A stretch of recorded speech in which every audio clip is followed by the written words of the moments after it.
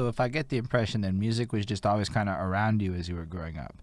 So I'm from Montreal, and it's not exactly the same thing for me. It was, I mean, I'm certain there were people that had realities like that, but I would not say that most people was growing up with their grandparents up in my life. So can you expand a little bit more on like how you were hearing this music? Like, was it people busting out the vinyls? Was the radio? Was it the music videos? Vinyl, radio, definitely a lot of like cassette tapes, because cassette tapes had a good run until like the first CD, and then CDs took a great run too. So just in every medium at the time, I was always, and then like um, even music videos too. So just having that, just having always music behind you was always like a backdrop, like background music for the most part for me. And when you were young, were you into some of the other stuff that comes with this whole like hip hop universe? Were you like a dancer of some kind? Were you into the whole breaking world and all that? Nah, I'm not that. I'm Yeah, not. nah. By the time the '90s was rolling around, that wasn't even like that So thing we had like like that. step teams and stuff like that for the most part. Hmm. Like I was a drummer. I was in the drum line. So You things were of a that nature, like drummer? dealing with instruments. Yeah, I played snare for quite some time. I was the only girl. When did And you they get into tried That's that? so dope. hard. They tried so hard to put my ass on the cymbals. I was like, no, I don't want cymbals. I want to be on the Was snare. this in school? Yeah, this was in junior high. Junior high? Word. Wow. That's dope. Did So you play? junior high in New York City would be like sixth, seventh, eighth grade. Yep, So like, were you yep. into like anything before that musically? Like, were you like always involved with some kind of instrument or something? Like, or did you just Um, stop? I just love music, honestly. Like, and my whole thing was just making sure, like, if I had a chance to, like, I don't know if you guys ever like recorded over a cassette tape, but like when Hot 97 used to play like a fire song, and I was just like, listen, I may not be able to get the CD with the whole track list of it, so I'm gonna just play and record, and Hmm. that was my thing. So like just making sure I always had like new music to listen to, that was my thing. Mm. Hmm. So that's dope. And I mean, I know for you it may feel like ask these questions and like they're like answers that are kind of what you would expect, but some people flat out look me in the eye and go, "I didn't even listen to music till I was 12." Which is like, Yeah. yeah, you get the Nah, widest. we've gotten a lot of like varying like but you know what is one thing for sure is that like a sign of like greatness, right? Like we like I see with our series, I see a lot of people saying that same thing where it's like I recorded over whatever I could. We didn't have no, I came from the same type of environment. I didn't. My parents weren't buying me no microphone. They weren't paying no money for a microphone and allowing me to just rap my to my heart's content and be happy. No, my parents weren't doing that. Nah, and it's Like also So we crazy all just you even well mentioned we the made whole recording part, because like before I even knew I wanted to rap per se, I always knew I wanted to write. So I was a very good storyteller as a kid.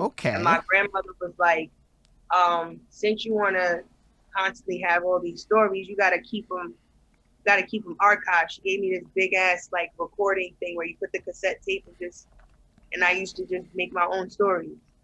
And then it progressed to like poems, and then I'm doing slam poetries for Urban Word and stuff like that, and I'm Hold up. performing in So Black how Ice.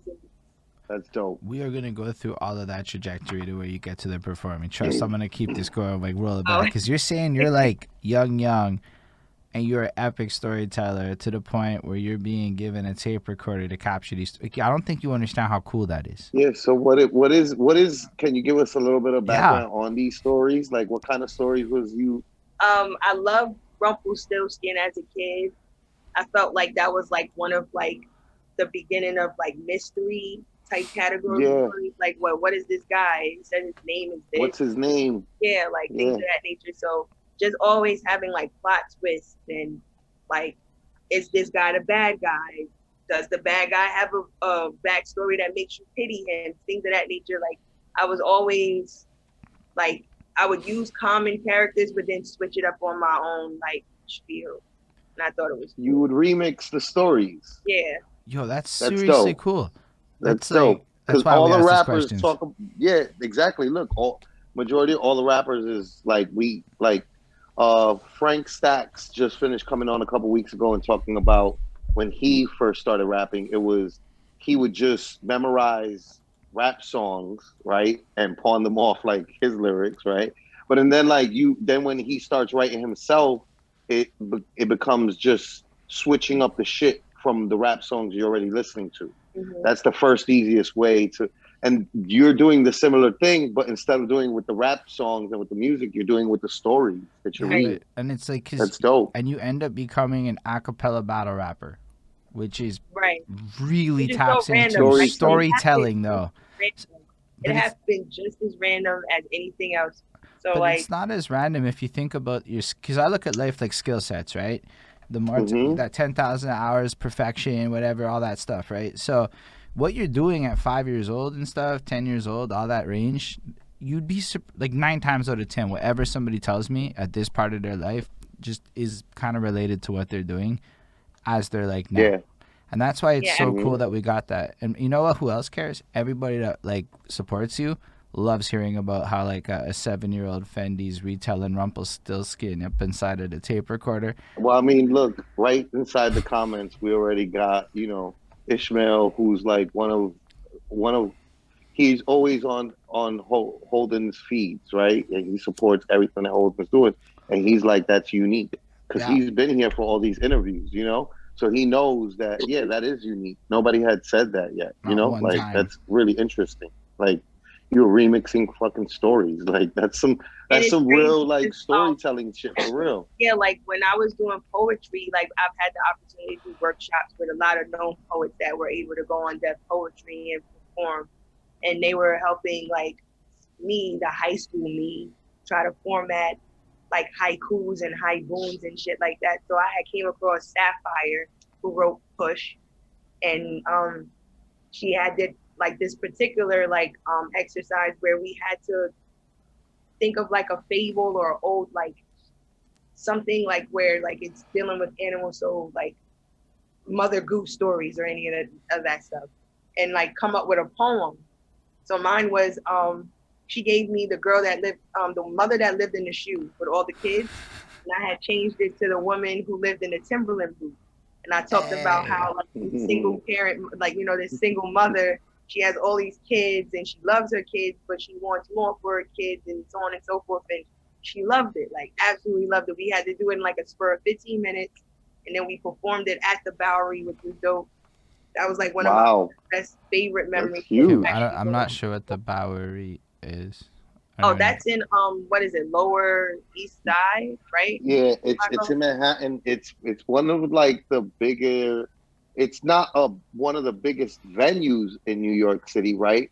But it's one of the bigger venues that like ASAP Rocky, Flatbush Zombies, Bodega Bams, when they were all first coming out, they performed there. A lot of like, I'm pretty sure that Griselda performed there. Like, it's just one of those venues that when you're first coming up, before you end up doing Madison Square Garden as like a signed huge major act, you more than likely doing Bowery, Okay. and you end up you graduate to Webster Hall, and then you graduate to like hopefully Madison Mhm. Square Garden one day. Yeah, that's Yeah, serious. it was dope. It was really, And really you're doing dope to this me. in high school. Yeah, So I've been writing literally since like as long as I can remember, honestly. I still remember the first time my mom told me that she was so upset I came across one of her red lipsticks and was writing on the wall. So I knew I was a writer since then.